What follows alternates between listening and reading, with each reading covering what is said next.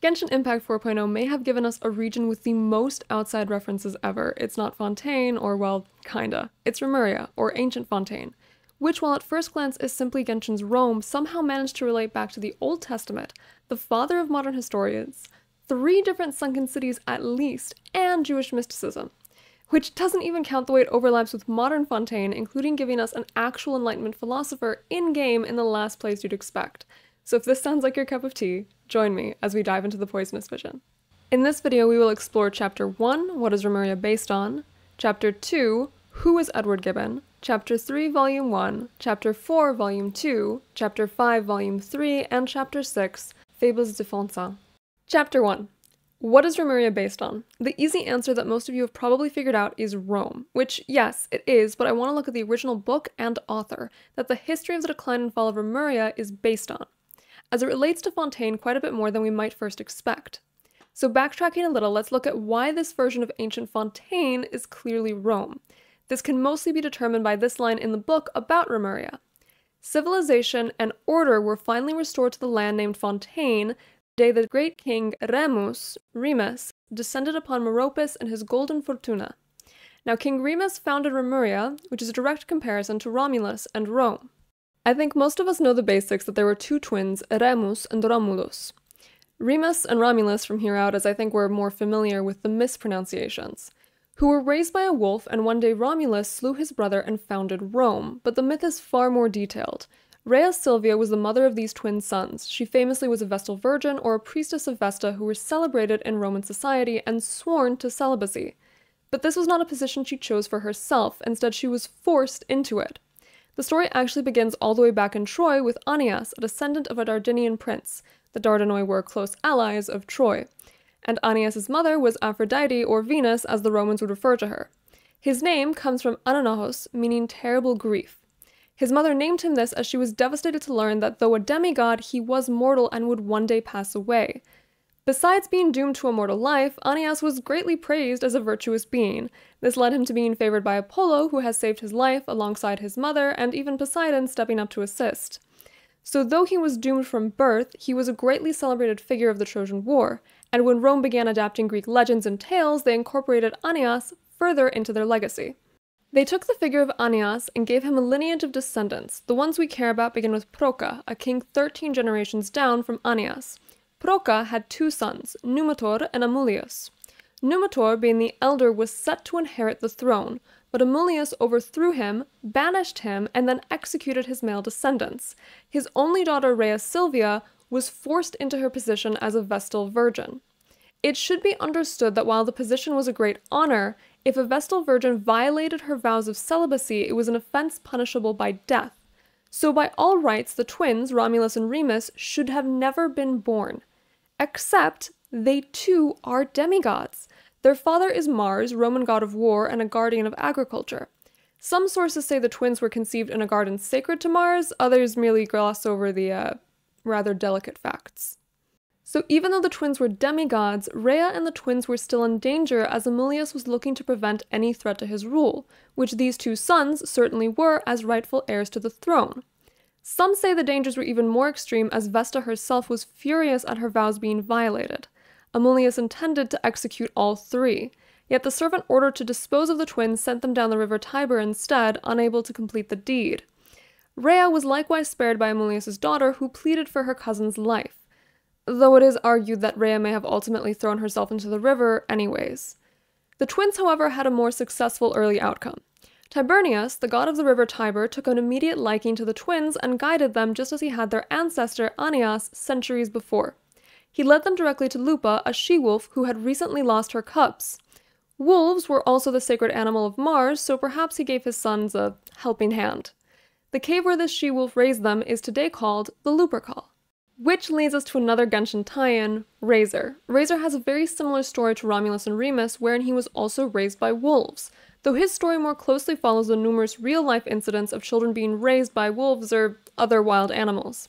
However, he does name Lupercal as family. The real-life Latin translation is just wolf-like or having wolf-like traits, but it is probably in reference to Lupa raising the twins in the Lupercal, or again the countless similar real-life stories of wild children. And Romulus and Remus, much like Razor, were eventually taken back into human society by a shepherd named Faustulus. As the two twins became adults, they both became natural leaders with large followings. When their political discussions eventually involved the discussion of Aemilius's coup and subsequent legitimacy, Aemilius sought to control the narrative and Remus was captured.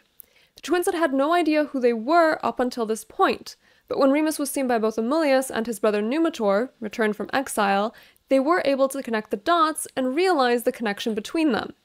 Eventually, Romulus broke his brother Remus out and they helped their grandfather Numitor retake his throne. However, they did not stick around and instead set out to found their own city, but soon began to argue over which hill in their childhood home to build it on. So they put the fate of the future city in the hands of the gods with the act of augury. Augury is a Roman means of divination by looking at birds. This method is likely older than Roman civilization, but did feature prominently as seen in its founding myth. The art of augury involved which omen was seen first, the type of bird, and the number of birds. So on Aventine Hill, Remus's choice, 6 vultures were first spotted.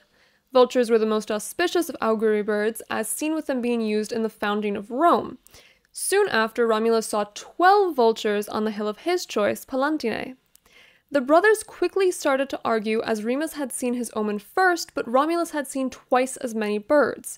Interestingly enough, though this was the dispute that led to Remus's death, he may not have been killed by his brother, though most sources say he was. Some early Roman sources attribute the murder to one of Romulus's supporters instead. Others say that as an insult, Remus jumped over Romulus's city wall as it was being built. In some sources, through clumsiness, Remus dies directly from the jump with no interference from his brother. But it is true that Romulus named his city Rome and reigned as its first ever king. With this, Rome was founded, and Mars was named Pater, father, of the Roman people, symbolizing the virtues Rome would set as the foundation for their nation. So to go back to Genshin Impact, King Remus, being the first king of Remuria, a nation named after himself, directly relates back to this original legend. Now it is interesting that Genshin chose Remuria instead of the far more amusing Reme. Besides sounding far more respectable, Remuria may be related to Lemuria. Lemuria was a theory proposed by Philip Slater in 1864. It was proposed as a means to explain why lemur skeletons could be found in Madagascar in India, but nowhere in Africa or the Middle East. Slater proposed the theory of an ancient land bridge that connected Madagascar to India, and that after millennia the bridge had sunk. With the later discovery of plate tectonics, this was disproven. But its similarity to Atlantis led to many pseudo-archaeology theories, including Lemuria being the birthplace of ancient humans. So as we will learn later, Fontaine has experienced many flood events, and Remuria being so close to Lemuria may be a reference to that. In fact, in Japanese, the spelling for Remuria and Lemuria are identical, and MiHoYo has openly stated that Japanese animation across games and media is one of their primary inspirations. So the coincidence may have been too good to pass up. Remus also descended on Fortuna. Fortuna is the name of the Roman goddess of luck and fortune, this being both good and bad luck, which has led her to have a similar depiction to Lady Justice with her eyes blindfolded or veiled, as luck is also blind as to who gets which type of luck. Now the line I quoted previously says Remus descended upon Meropis in his golden Fortuna. Now Meropis we will discuss further at a later point, but it's likely just the name for the precursor of Remuria and Fontaine. Descending on his golden Fortuna is interesting as in Volume 2, Fortuna is named as the imperial ship. So perhaps this ship was capable of flight, or Meropis, much like Meripide, was underwater. After all, the ghost ship we see with the Melusines is said to be a remnant of the Remurian fleet. So perhaps they were able to go underwater and descend into Meropis. However, Fortuna is also used in Volume 1 as though referring directly to the goddess, as it can be equated with fate and inevitability. So perhaps the line is intended to mean that it was fate Remus descended upon Meropis. Either way, it is a clear reference to Rome as well, and since this section is still seeking to prove that Remuria is a reference to Rome, let's discuss the largest one, as the way in which it relates back to Fontaine is fascinating. The reference would be the title of the work itself, The History of the Decline and Fall of Remuria. This is directly based on the famous work The Decline and Fall of the Roman Empire, originally published in 1776. This work contains 6 volumes rather than Genshin's 3, and the 6th volume was published in 1789. This work was greatly received at the time as it set a new standard for historic works. It was extraordinarily well researched, setting a new standard for prioritizing primary source analysis.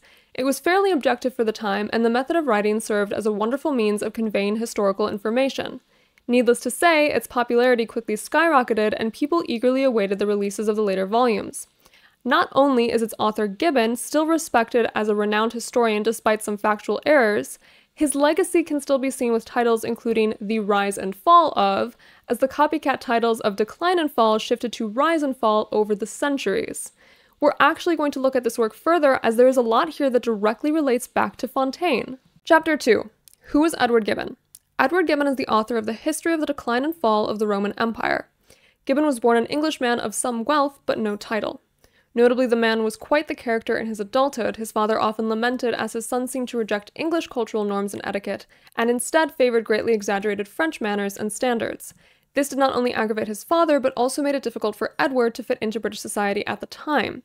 In fact, he openly referred to himself as bourgeois, and though his works were primarily an attempt to be as factual as possible, which he was successful at for the time, as with all historic texts, there is a certain amount of interpretation that must be had to understand how the facts fit together. When it comes to interpretation, Gibbon was greatly inspired by the Enlightenment thinkers of the time. He was friends with David Hume and Adam Smith, and frequented the French Enlightenment salons of the time, having even met Voltaire at one point. Let's actually take a brief aside to talk about the French Enlightenment salons of the time, as Fontaine has one. French Enlightenment salons were places where individuals could come and discuss all matter of topics alongside food, music, and company. Some discussion topics were purely academic, such as the hard sciences and research discoveries. Some topics were purely artistic, but the most famous topic was philosophy. These salons were extremely diverse, as Gibbon himself wrote each salon covered different topics and leaned toward different viewpoints. Miyoyo has given us an Enlightenment salon in Fontaine. This would be Café Lucerne, which is a cafe but also encourages discussion as seen in its description here. The owner encourages customers from all backgrounds to freely and comfortably discuss philosophy and other topics as they enjoy their coffee. Anyone may participate, and no topic is forbidden, with the exception of death. This is almost an exact description of a salon. It is unclear why death is off limits, as this was not the standard for French salons. This could be in regards to the primordial water crisis and rising floodwaters. It could also be the owner Arouet's personal preference, as he does lament over some of the topics chosen by his guests, even stating that he wishes some of them had the excuse of being drunk while saying their opinions. Arouet is interesting, as on the one hand, he is a major reference to the Enlightenment salons. On the other hand, him being the owner is also a major deviation from the norm of Enlightenment salons. Arouet is likely a reference to Voltaire, the same Voltaire Gibbon met. Voltaire was a pen name for François-Marie Arouet, a major Enlightenment thinker. He took on the pen name of Voltaire in 1718 while imprisoned. The man was a well-respected Enlightenment writer and philosopher, even earning the acclaim of the future King of Prussia, Frederick the Great. However, what led to his imprisonment was his campaign against the French monarchy. He instead believed that a constitutional monarchy would be the best method moving forward.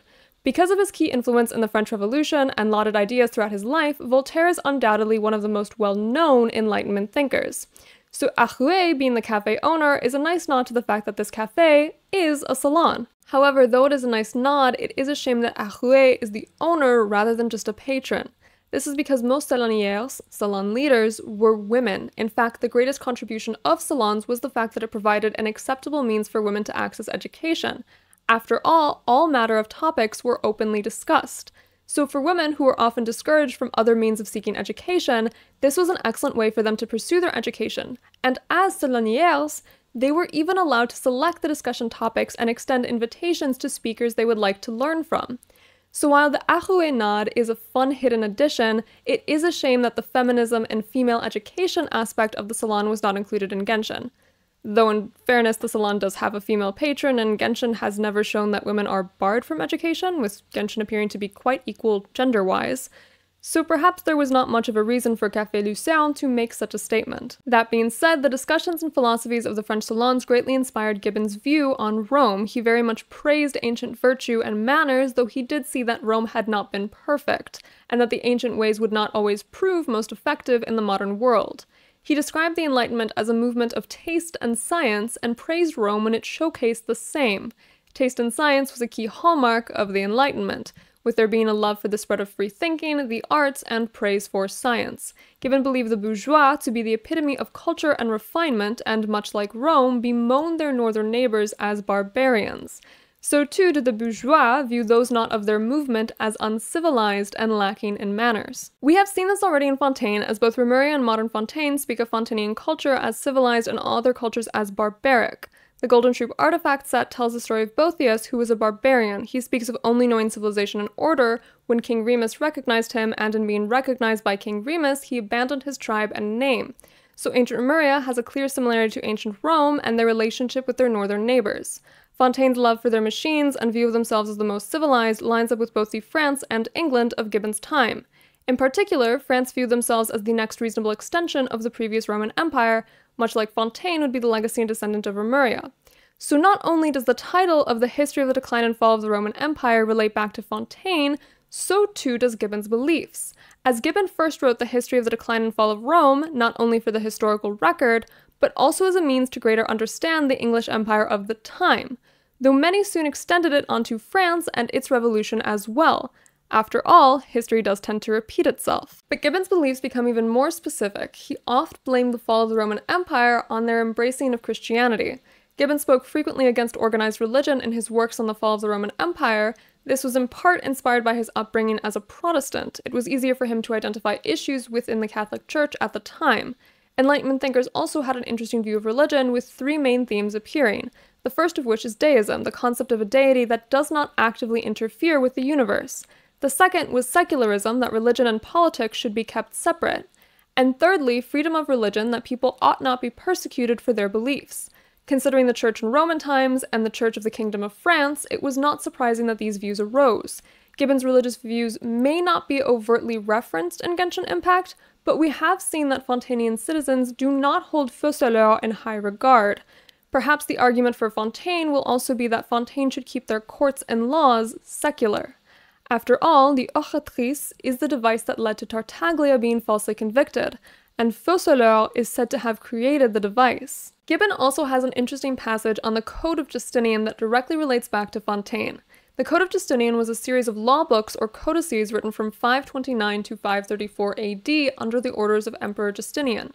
Gibbon wrote on this specifically stating that Justinian's greatest legacy was in the world of law, but there is a quote on these codices from Volume 4, Chapter 44 of Gibbon's work that directly relates back to Fontaine. But although these venerable monuments were considered as the rule of right and the fountain of justice, they were overwhelmed by the weight and variety of new laws, which at the end of 5 centuries became a grievance more intolerable than the vices of the city. There are a few immediate takeaways here. First and foremost, the codices are directly referred to as a fountain of justice. Fontaine, being the French word for fountain, is the nation of justice.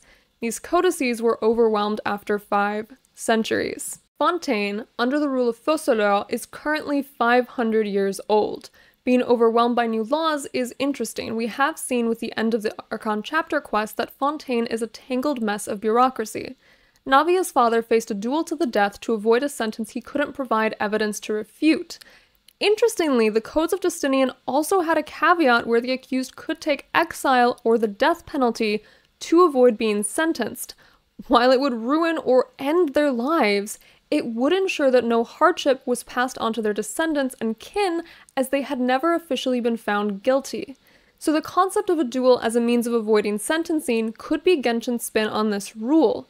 But as in the case of Navia's father, there are instances where this certainly is more of a grievance than a mercy, and most notably in the case of Tartaglia, his trial was already solved as the actual culprit of the primordial water murders had already been sentenced. Sure, for formality's sake, his case should have been finalized as withdrawn just to nicely wrap up everything legally. But when Fontainian laws insisted on using the occatrice, created by Fauchelevent, injustice is caused. This could be the grievance of new laws becoming intolerable. That the bureaucratic nightmare is what ended these codes and caused more hardship to the empire than the vices of the city. The vices of the city in Genshin would most likely be the citizens' love for entertainment, even at the cost of truth and sympathy, a fact that Paimon has repeatedly bemoaned. As Paimon is in large part our narrative/developer voice, it is clear that miHoYo wants us to take note of the fact that treating trials as an opera is not something to be lauded, and instead something worthy of at least some ridicule. So doubtless Gibbon is a massive inspiration for not only Remuria, but modern Fontaine as well. Chapter 3, The History of the Decline and Fall of Remuria, Volume 1. Now that we have a rough basis for where Remuria takes its inspiration, let's discuss the actual historical Genshin texts. We're going to deep dive each volume because there's a lot here, and honestly, I think it needs to be discussed in its entirety in order to truly include the majority of outside references. The volumes begin with a note that reads, "The great scholar Fontaine wrote this epic historical work concerning the ancient Remurian civilization in the early years of the founding of Fontaine." First off, Fontaine may be another direct reference to Gibbon. Fontaine Town is a town in Scotland named after an aristocrat surnamed Fontaine. It is particularly famous for its malt whiskey. However, Gibbon was born in the town of Putney, which is similar enough that it could be a direct reference. We also know that much like Gibbon's work, this volume series was compiled by a scholar after the decline of Remuria, not by a primary source who lived during it. Volume 1 begins with the line, "The ocean gave birth to all, yet also devoured everything." This sets the tone for the cyclical nature of Fontaine and its flood cycles that will only become more and more apparent as the volumes continue. The tale then describes what it calls the First Era. This era is likely not what we would call the First Era, as it is an era where the heavenly envoys walked amongst humans. These heavenly envoys are likely Celestian. So, it is likely sometime after the Second Throne of the Heavens came, which, as discussed before, is likely when the Dragon King returned from the Abyss. But in terms of a specific timeline, we're not sure currently when this era took place, as it does not give direct references to other eras. We do know from artifact sets that this was an ice age, and that through Irminsul, the celestial envoys sought to make the world more hospitable for humans. However, much like the story of Fontaine, this era was very cyclical, with ice starting to melt through flame, then fires being extinguished by rain, and then water drying up. But when it comes to Volume 1 itself, we're going to examine this Genshin tale in comparison to the biblical flood. Now, I have discussed the Gnostic version of Noah's Ark, as it seems to most closely fit the Byakuyoku collection.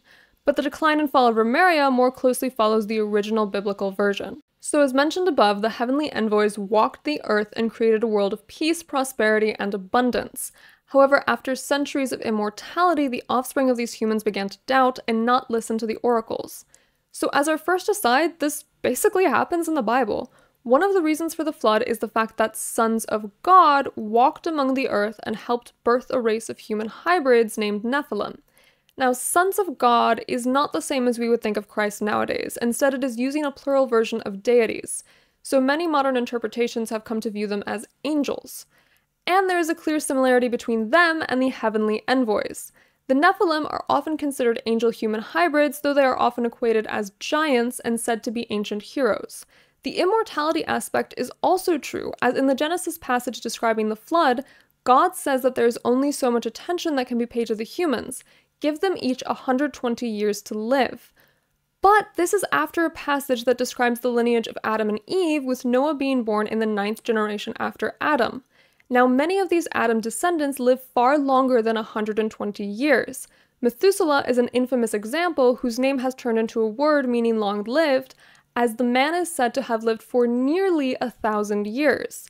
Noah himself is said to be 600 when the flood begins, so both the heavenly envoys and the immortality given to humans is directly taken from the biblical story of Noah. The next aspect of this legend describes humans desiring what was never promised to them and trying to break free from their fate. So again, we have the notion that this is a cyclical era, a theme which may very well be continuing into the modern day. But we also have a biblical tie-in, as the reason for the biblical flood was sinning. But it is also described as wicked human hearts that created wicked schemes, which does seem similar to the Genshin concept of desiring more than was promised and trying to disrupt the natural order. And just like in the Bible, heaven, likely Celestia, sent a great flood to punish them. Now, Genshin describes 100 days of rain, while in the original biblical flood it only rained for 40 days and 40 nights. So that's different, but the rest fits. So in the Decline and Fall of Remuria, this flood brought about total destruction, and there is no account given for a Noah-like figure that was spared. There is one more key difference here that signifies that the inspiration of the biblical flood has officially come to an end. In the Bible, Noah and his family remain above the animals. In fact, God places their lives in Noah's, or human, hands. In Genshin, the flood makes humans and animals equal, with humans losing all wisdom and being driven by laws of nature. It mentions survivors and newborns, so some humans did survive the flood but clearly lost their memory and abilities from life before the flood. It also says they muddled about without beginning or end, which once more ties into the cyclical nature of this tale. We are then informed that untold years have passed with reference made to Gurabad rising and falling while their Lemurian ancestors remain bound by ignorance and superstition. This establishes a rough timeline as we know Gurabad rose and fell prior to the fall of King Deshret, but it also establishes how severely hindered the Lemurian people were by this flood, as for seemingly centuries they remained in a very primitive animalistic state. Then King Remus descended upon Meropis and his golden fortuna. Meropis is likely a city of Remuria, or just what Fontaine happened to be called at the time. It only appears once in this account, and we do not have enough information to properly define it because of that. Meropis is an interesting connection as it was a parody of Atlantis written by Theopompus of Chios. The gist is that it was beyond the ocean and its inhabitants were twice as tall as humans and lived twice as long, similar to the immortality aspect we have seen with Remuria and its precursor. Meropis consists of 3 city sections, which we will discuss more in Chapter 4.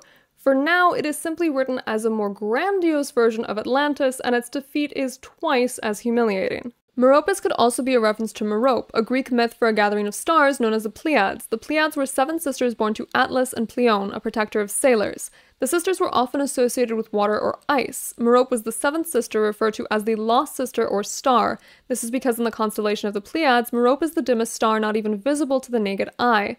In the Greek myth, she marries King Sisyphus, and it is said that she hides her face in shame, either from marrying a mortal or a criminal. But interestingly enough, going back to Voltaire, he translated and expanded upon an Italian play also titled Merope. This work takes up a different tale, with Merope being a queen. The plot involves her solving the murder of her son. Unknown to her, the man she accused of killing her son turns out to be her son, who then kills the usurper of the throne and places his mother upon it.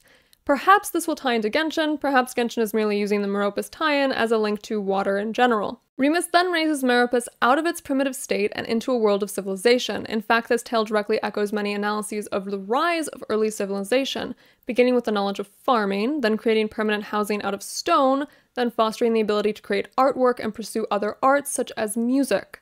By doing this, Remus elevated humans and they began to see themselves as above other creatures. Remus is then said to have an immortal fleet which he used to conquer all the surrounding islands. We also get the line of, even the great dragon beneath the abyssal depths submitted to his power. Now I previously speculated as to which dragon this might be, but we appear to have more confirmation now, and thank you to the comments for pointing this out because these facts are found in the new artifact sets and weapon descriptions. This great abyssal dragon would be the Bane dragon, Scylla. So in Greek this is Scylla and Latin Scylla. I'll just use the English if you'll bear with me. Now Scylla is the name for a Greek sea monster. Scylla was originally a naiad who turned into a monster when her original waters, often a spring, were poisoned. The details of why depend on the storyteller. But this does sound a lot like what we know can happen to oceanids when their water becomes corrupted. Scylla has a rather unique form for a sea monster, with her lower half being comprised of various numbers of dogs. So once more, we see Remuria lean into Greco-Roman myths. Now things get interesting here as details vary in the accounts of Genshin Scylla.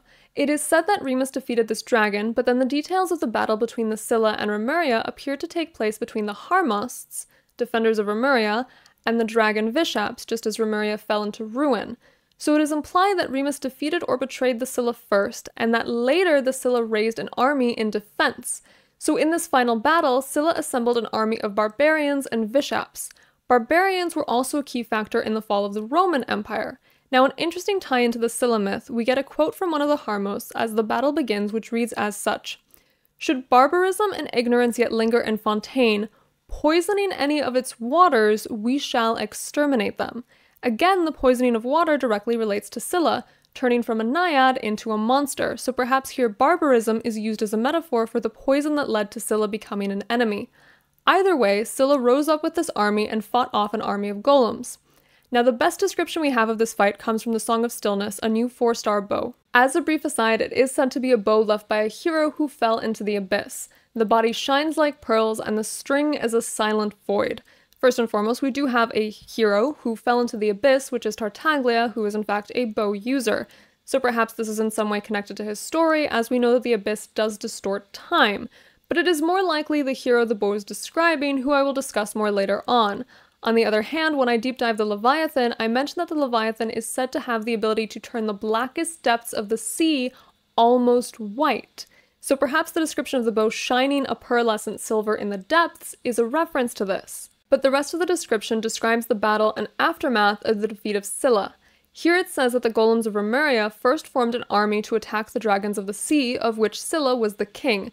Now technically Scylla could be our sovereign king, but I'm going to take the stance for now that these are two separate characters. Here the barbarians and Vishaps were recruited alongside Scylla. Again, the implication of dragons and Vishaps seems to imply that these are real dragons who are elemental beings just as our sovereigns are.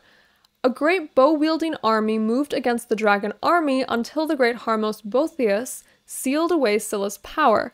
Now here's an interesting tie-in that we see with Boethius and his servant/blood brother Cassiodor. Both Boethius and Cassiodorus were 6th century Christian philosophers. Both are most often attributed to their drive to preserve classical texts and translate them into the modern era.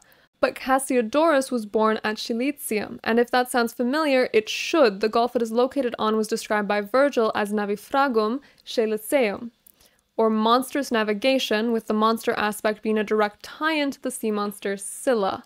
So when we look at the root of these two great heroes of the Scylla War, we see that their real-world counterparts are not just tied to each other, but also to the Scylla as well. Now bouncing to the Golden Troop artifact set, Scylla destroyed the towers of Remuria and envenomed the barbarian tribes fighting with them, provoking Boethius to deem them unworthy of saving and declaring that he will purge them from the waters and land. Then the defeat of Scylla coincides with the fall of Remuria and reaches its peak just as King Remus awakens in his throne room. Now we will discuss this again in Volume 3, but we will focus on this aspect right now, as in the Decline and Fall, this is the only mention of a dragon, let alone the Scylla. Now the Weapon Ascension set with the Golden Goblet of the Sea does elaborate on the sealing of the Scylla, stating that the usurper of Remuria played the final Golden Symphony. The favored musician stole the goblet, and that the musicians summoned the last guards and used the insoluble ichor to seal the dragon beneath the tall tower and sank into the abyss with the capital. The usurper is likely Remus, and we clearly know that the sealer was Boethius. So he is the archer hero who fell into the abyss, which directly relates back to who the abyssal bow belongs to, as it was most likely Boethius's, not Tartaglia's. Also, this tower is likely the same tower mentioned in Volume 2 as a lighthouse-like entity, and is likely this tower we can see in-game just past the Opera Epiclese. If it is where Scylla and Boethius are sealed, it does explain the rather ominous clouds circling the building. So Remuria sank to the bottom of the sea, and then the Golan army and the Dragon army continued to do battle in the abyss, until the last archer and the last descendant of the Scylla came to a truce, where it is said both betrayed their homelands and created new settlements for the exiles. Perhaps this dragon descendant is Neuvillette. Now one last note to keep in mind with the defeat of Scylla. I will discuss this more in Volume 3, but the artifacts do hint that Boethius does blame Remus for having a moment of madness that destroyed the city. But moving back to the first time Remus forced Scylla to submit, the rest of Volume 1 describes an era of great prosperity for the earliest people. Though the seers warned, the greatest empire will face the most utter destruction, and this is Fortuna. Again, going into the cyclical nature of Fontaine.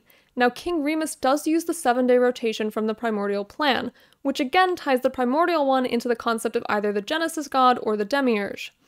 Remus uses this rotation to compose a powerful melody as he believed that he could use it to escape the judgment of fate and instead live in eternal bliss.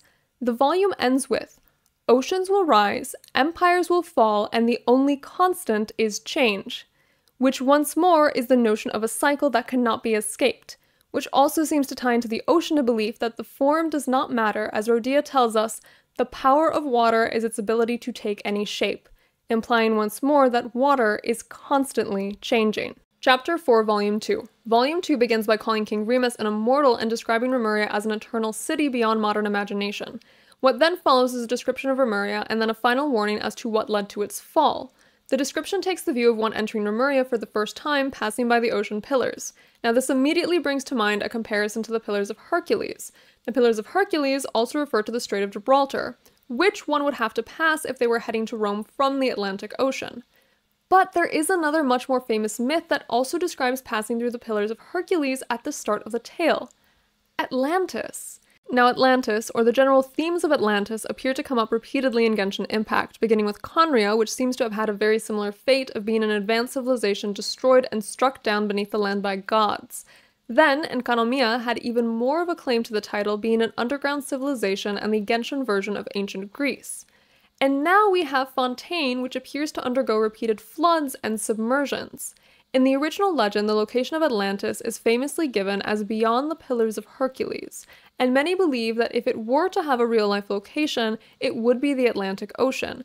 After all, both Atlantis and the Atlantic share the etymology of Atlas. Now, as a brief soul crusher, Atlantis is probably fake. Plato wrote it into his works of Timaeus and Critias as a means of displaying his philosophical themes in an easier vehicle to understand, but that does not mean that there were not real-world inspirations. First and foremost, catastrophic events that send islands or civilizations to the bottom of the sea happen a lot throughout history. One of the most modern examples is the explosion of Krakatoa, splitting the island of the same name into 3 chunks and not only destroying a significant portion of the island, but deepening its basin by a good 100 to 200 meters. But in antiquity, even more examples exist. There are theories of the Black Sea floods, which is believed to be the origin for the biblical flood. Now, these are theories to explain a few aspects of the Black Sea. Firstly, that there are civilization ruins and artifacts at the bottom of the Black Sea. These remains make it clear that at one point there was a rise in the water levels of the Black Sea. This, combined with the fact that many ancient civilizations living around the Black Sea all have narratives of a great flood, has led scientists and archaeologists to believe that at one point there was a mass flooding in the Black Sea, though there are a few theories as to when this flooding occurred and from which water source. It is clear that a flood most likely occurred and was preserved in oral and recorded history. Another inspiration for Atlantis may have been the destruction of the Minoan civilization on Santorini, as the layers of rings of land and sea described in Atlantis seem to fit the landscape of Santorini. There was also an infamous volcanic eruption that, similarly to Krakatoa, sent parts of the island flying and sunk the rest into the volcanic crater, seeming to have made a city sink under the sea. So it is clear that there is a precedent for civilizations sinking into the sea. Beyond Santorini, there is also a belief that Syracuse could also have been an inspiration, as Plato longed to have his ideas spread into the city, and the fortifications of Atlantis appear to line up with those in Syracuse. We also have quite a number of Genshin tie-ins to the original legend. For example, it is said that the gods divvied up the lands for themselves, much like we see of the Archons and Sovereigns in Genshin, and Poseidon, god of the sea, among other titles, took Atlantis, similar to Fontaine being under the purview of the Hydro Archon and then sinking. Another aspect is the description of Atlantis fits Fontaine's modern layout. As we mentioned above, the concentric rings of land fit Santorini, but Fontaine also appears to have circular walls around its city center, and many appear to be sunken, perhaps Remurian remnants. Besides the city walls, the land of Atlantis itself consisted of mountains and plains that formed islands and rings surrounding the center, where the first settlement was made and their god and all the kings resided until the sinking. Fontaine likewise appears to consist of layers of mountainous and planed islands surrounding a city center, so perhaps the court of Fontaine was the heart of Remuria once. The next thing the history of the decline and fall of Remuria discusses is that there was a great tower beyond the pillars, along with a view of the ship Fortuna.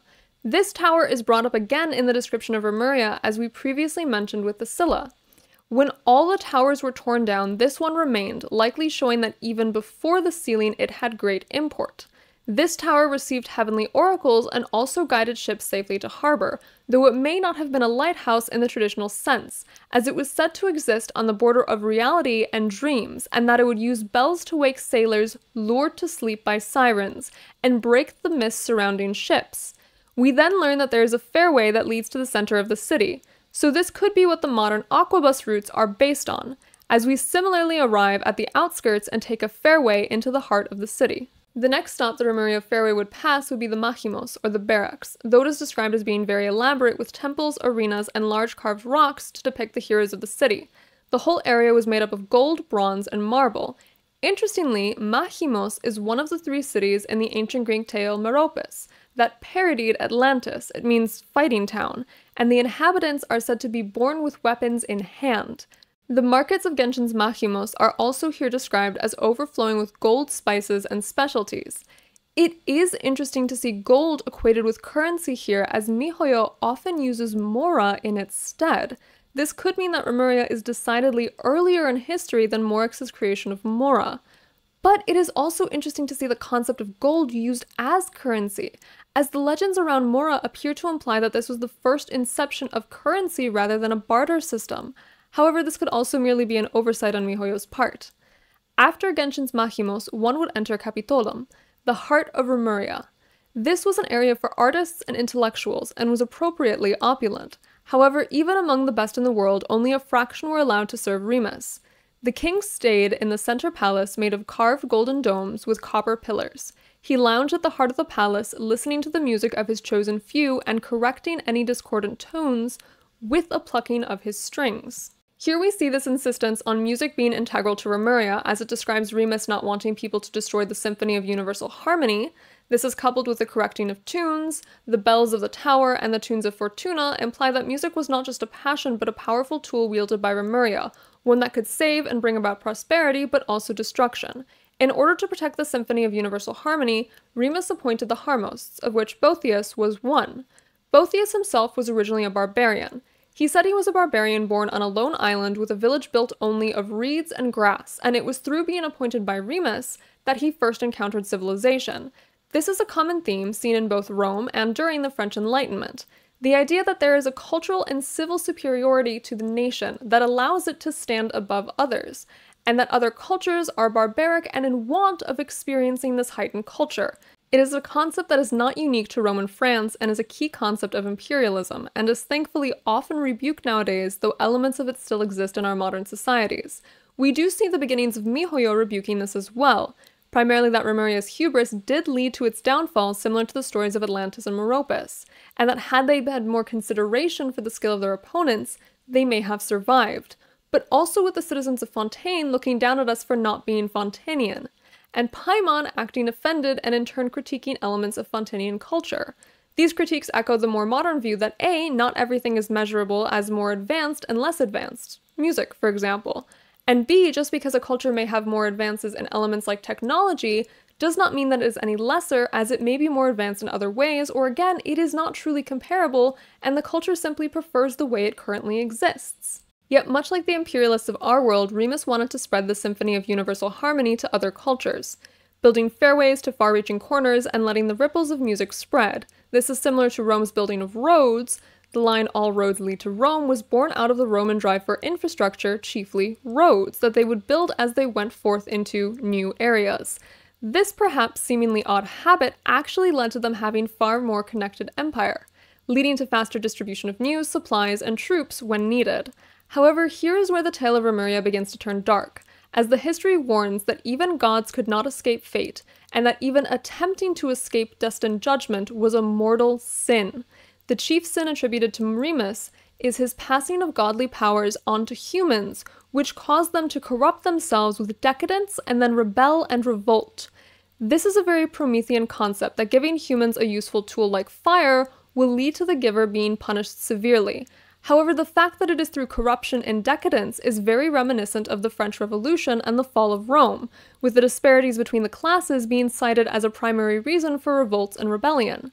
So this could also be MiHoYo drawing parallels between Remuria and modern Fontaine, just as Gibbon inadvertently did with Roman France. No matter the greater connection, it is then said that Remuria fell and the music of King Remus is only played in the Capitolum today. So we do not have a Capitolum in Fontaine. It could just be the capital of the region, or as this text was written under Egeria, the previous Hydro Archon's reign, it may have sunk at some point between the writing of this text and the modern day. Before we move on to the last volume, I want to discuss an odd discrepancy between our source material and Genshin Impact. In Genshin, barbarians are attributed with helping defeat Remuria, and Remuria is praised as a land of music. But in our world, the barbarians that led to the fall of Rome were primarily Germanic tribes. But in Genshin, Germany, and other Germanics such as Switzerland and Austria, are connected to Mondstadt, being the primary inspiration for the region. Mondstadt, however, is also the nation of music and bards. Barbados, after all, is often depicted with the Holy Lyre de Himmel, a stringed instrument capable of calming dragons and even healing, similar to the power wielded by Remus's plucking strings. So is this just a coincidence? Or could Mondstadt be the ancient barbarian force that besieged Remuria and took some of its treasures, like music, for itself? Geographically, they are close enough for this to have been the case, but hopefully more will be revealed as more of Fontaine is released in future updates. Chapter 5, Volume 3. This volume speaks on the fall of Remuria, the rise of Egeria, the previous Hydro Archon, and then an explanation for the creation of the text by Fontaine.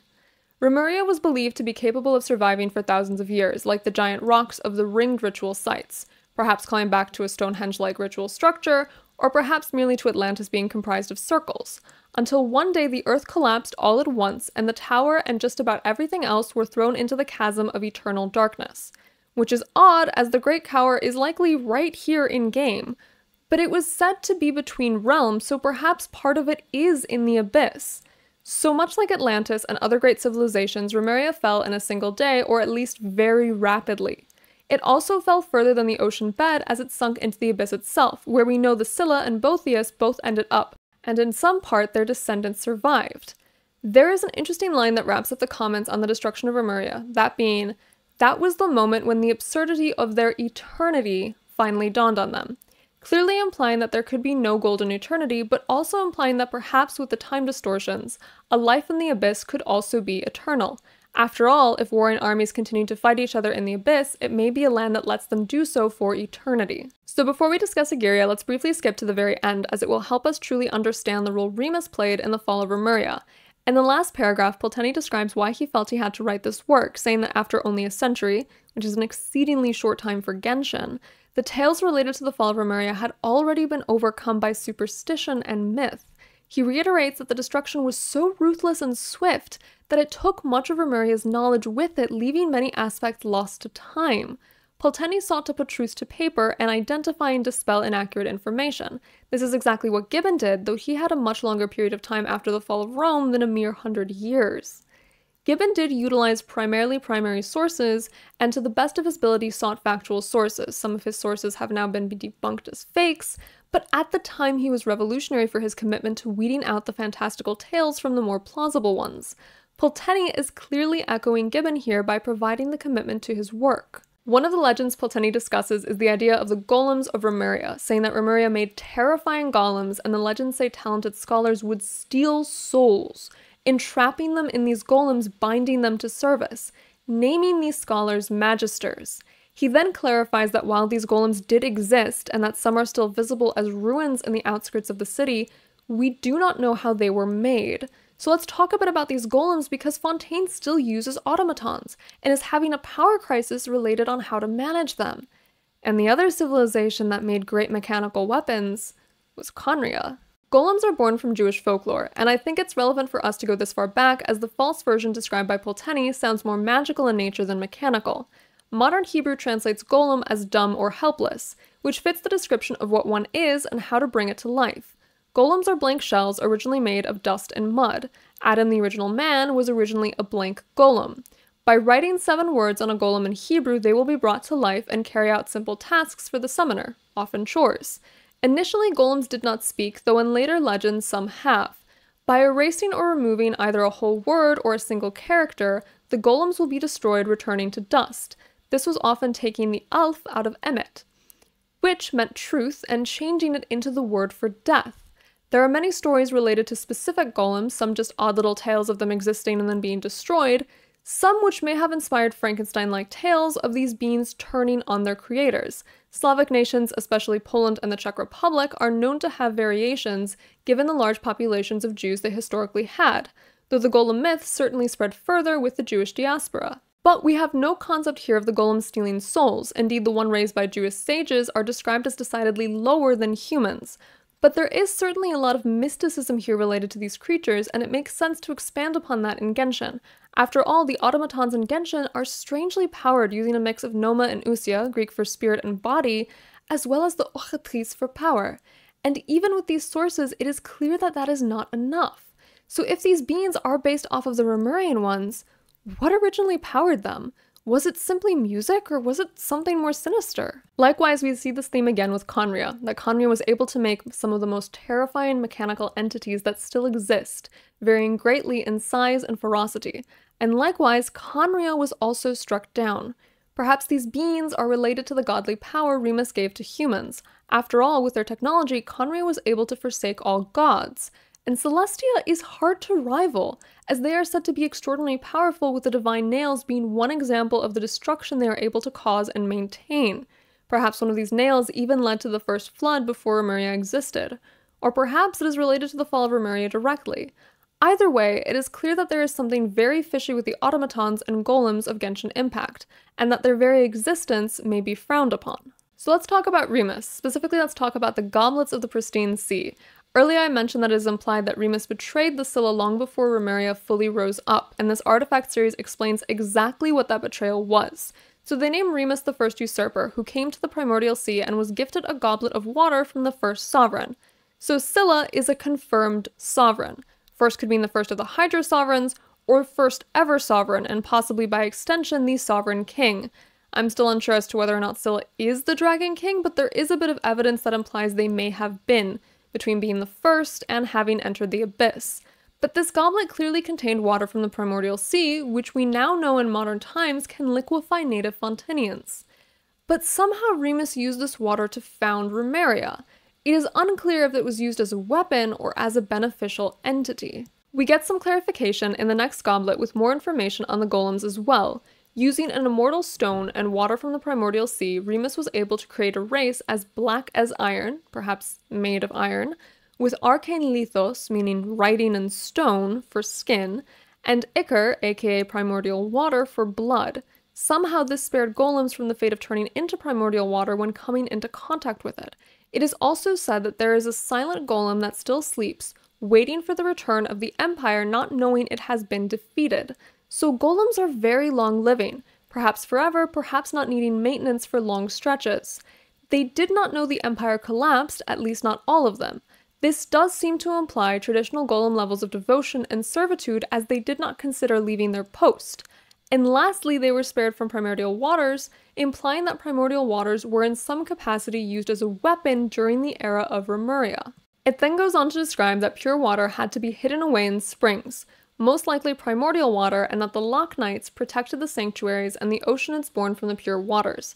I've discussed before that the purer the waters of an oceanid, the more powerful they become. Perhaps the answer was not what has corrupted the water, but rather what has diluted them, as pure water seems to now mean primordial water. The question is, do oceanids naturally spring forth from these waters much like other elemental beings, or are they born from dissolved humans, much like the ones we encounter during the trial in the Archon quest? It is, however, described that the knights donned silver armor, hiding themselves from the gold that threatened to blot out the sun, and that they resisted the usurper. So the primordial water was being hidden from Remuria and Remus by Lochfolk and their protectors. Perhaps these were also the descendants of Scylla. This further seems to imply that the primordial water was used as a weapon, which it should not have been, unless there was some other reason for having it be kept from King Remus.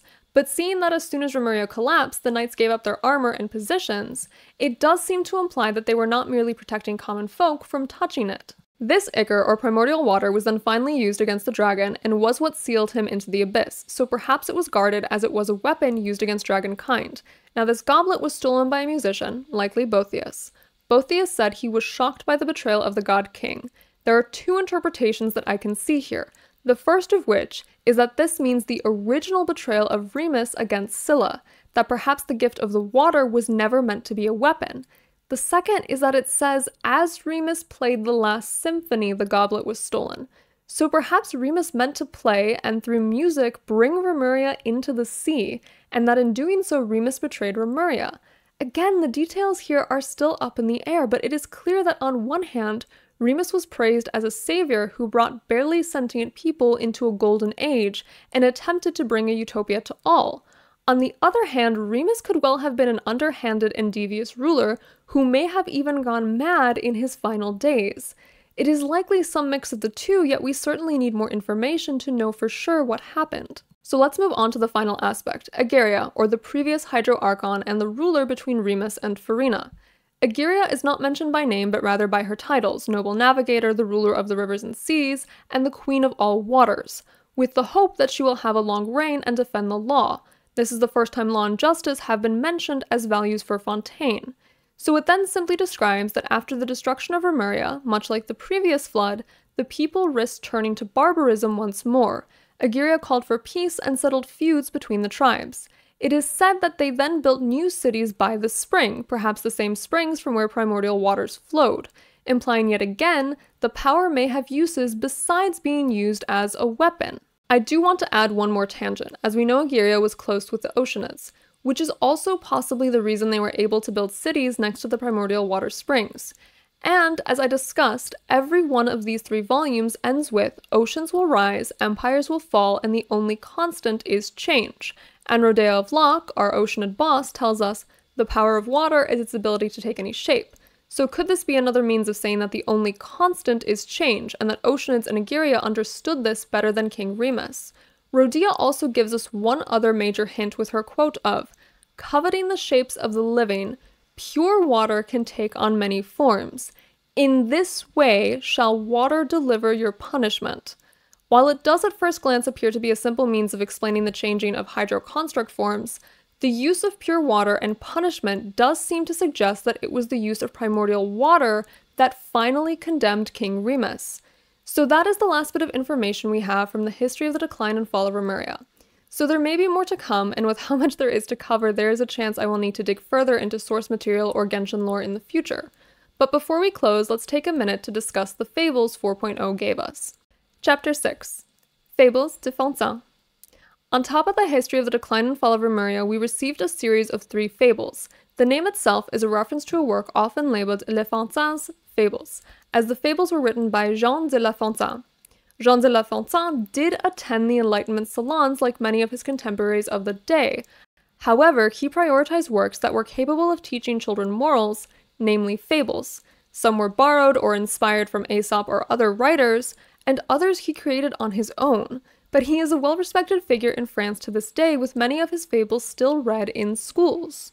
The first fable is The Maiden and the Sun, which tells the story of a fox looking for a husband for his adopted daughter. His daughter asks for the most powerful being in the world, and the fox names the sun. But when asked, the sun names the clouds that block its rays as being more powerful. And continuing in this cycle, the fox eventually returns to the sun once more, and the daughter is wed to the sun. The moral is said to be the truth that one should accept their destiny instead of making excuses and trying to evade to the end. No matter how honest or how cunning, one can never escape the duty one ought to shoulder. The second is The Crow and the Fox, based on an actual fable written by La Fontaine.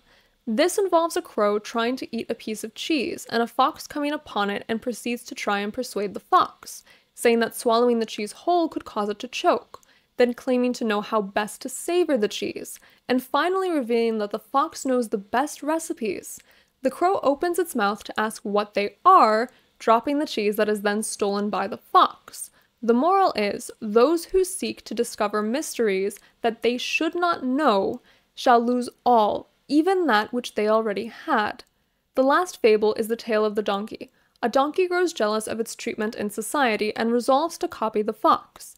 It attempts to offer wisdom to a cheesemaker passing by, that dumping the cheese would make the cart go faster, to which the donkey's owner chases after it with a stick. The moral reads as, trying to be someone else and smothering your own identity is by no means beneficial.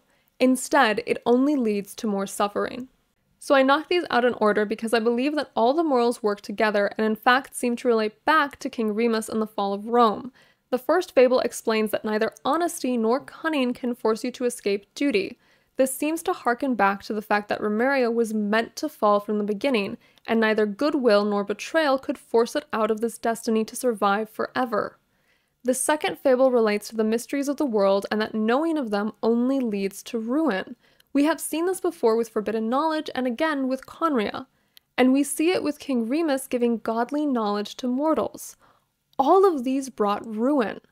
The last moral is to be yourself and not try to rise up, as it will only lead to more suffering.